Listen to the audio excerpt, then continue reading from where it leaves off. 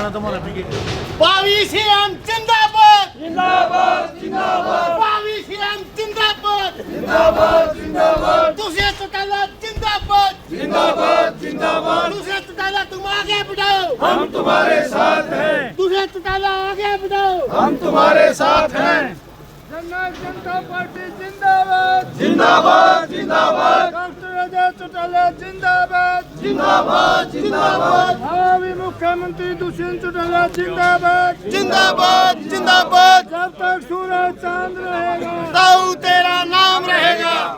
सबसे पहले तो जिस प्रकार से कल अविश्वास प्रस्ताव लाकर विपक्ष ने मुंह की खाई, ये साफ मंशा दिखती है कि विपक्ष सत्ता पक्ष के साथ मिलकर प्रदेश के मुद्दों की नहीं, अपने खुद के मुद्दों की बातें रख रहा है। और जिस तरीके से कल सारा मामला विधानसभा में चला, ये दिखता है कि प्लानिंग दोनों पार्टियों के बीच ऑलरेडी थी। इसलिए तो नेम होकर 10 मिनट बाद उन सारे विधायकों को वापस लाया गया। तो ये सारे विषय हैं और धीरे धीरे आप जैसे जागरूक साथी भी दिखाने लग जाओगे तो और अच्छी तरीके से जनता को जो सत्ता पक्ष और विपक्ष का गठजोड़ है वो और अच्छी तरीके से दिखेगा। हम तो निरंतर कहते आए हैं कि विधानसभा एक ऐसा स्थान है जहां अच्छे विषयों पर चर्चा होनी चाहिए। आज कानूनी व्यवस्था आपने खुद देखी होगी, कल रोहतक में रात को गोलियां चली, 2 दिन पहले एमडीयू में बुलेट प्रूफ गाड़ी घुसी, कैथल के अंदर 2 ताऊ भतीजे को मारा गया, गवाड़ी में एक बच्ची के साथ रुपाना बिश्नोइया में जो घटना हुई, कोई अछूती तो नहीं है वारदात। लॉ एंड ऑर्डर पर अब तक सदन में एक व्यक्ति ने भी चर्चा नहीं करी। ये दिखाता है कि वो प्रदेश की स्थिति के लिए कितना गंभीर है। बीजेपी अलग बयान बताइए, क्राइम को कंट्रोल किया जाए। चलो 4 दिन की बात है, क्राइम कंट्रोल होना होता तो अब तक हो जाता है, तो बड़ा है।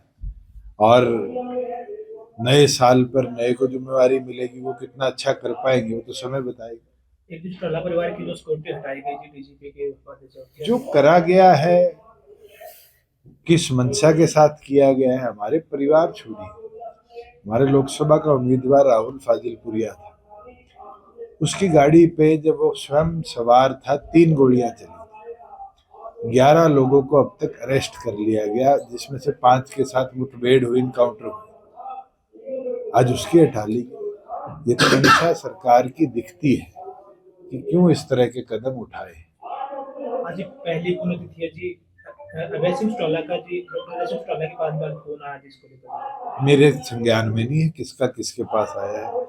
हमारी जो जिम्मेवारी है 22 के 22 जिले हेडक्वार्टर्स पर पार्टी के कार्यकर्ता मिलकर स्वर्गीय ओम प्रकाश चौटाला जी को पुष्पांजलि अर्पित कर रहे हैं और उनकी पहली पुण्यतिथि पर उनको याद कर रहे हैं। दूसरी पहली पुण्यतिथि पे आप कोई उनका कोई ऐसा संदेश देना चाहेंगे जनता के अंदर?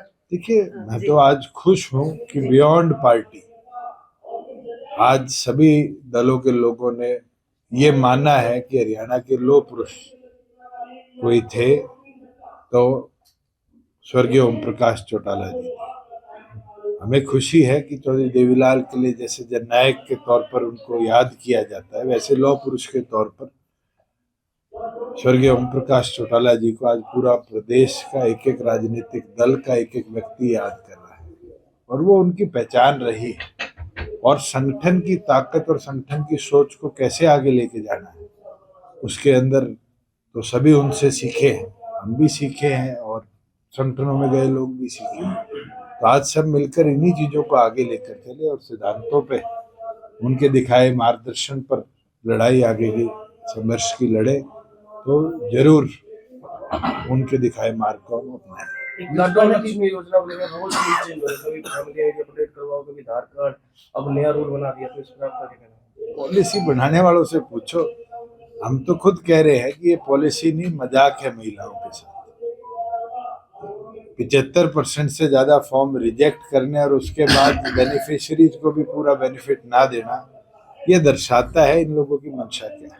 एक जी 8वां स्थापना दिवस जी जसपा ने मनाया, उसके पूरे हरियाणा में चर्चे हुए कि काफी भारी संख्या में जो लोग पहुंचे। अब अगला कदम कैसे जसपा? अभी दोबारा युवा योद्धा शुरू करेंगे और युवा योद्धा के बाद महिला की जो हमारी चुनरी चौपाल थी उसकी शुरुआत नए साल के बाद करेंगे ये तो राजनीतिक सफर है, इसमें चढ़ते आएंगे। हर रोज रैली तो कौन ही हो।